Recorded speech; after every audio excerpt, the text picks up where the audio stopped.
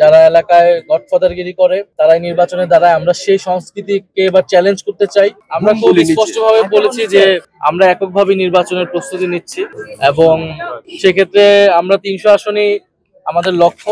তবে যারা ফ্যাসিবাদ বিরোধী এবং গণতন্ত্র প্রতিষ্ঠার লড়াইয়ে অগ্রণী ভূমিকা পালন করেছেন, সেটা খালেদা জিয়ার কথা আমাদের নাসির উদ্দিন পাটোয়ারি বলেছেন। ওনাদের বিষয়ে আমরা ওনাদের সম্মানে হয়তো আমরা সেসব জায়গায় আমরা প্রার্থী দিব না, বাট এছাড়া আমাদের সর্বাধিক আসনে আমরা আমাদের প্রার্থী শাপলা কলির জন্য আমরা প্রার্থী দিব এবং বাংলাদেশের মানুষের কাছে আমরা সেই আহ্বান জানিয়েছি।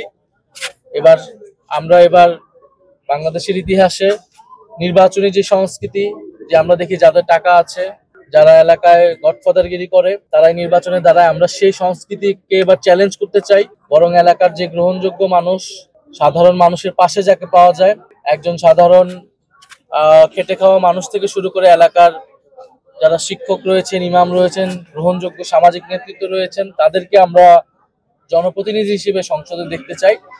আমরা সে উদ্দেশ্যে কাজ করছি। আর সমঝোতা বা জোট বা এটা আমরা বলেছি, এটা অবশ্যই একটা রাজনৈতিক বা আদর্শিক জায়গা থেকে হতে পারে। যদি সেরকম কোনো সম্ভাবনা তৈরি হয়, যেমন জুলাই সনদের বিষয়টা আছে, জুলাই সনদে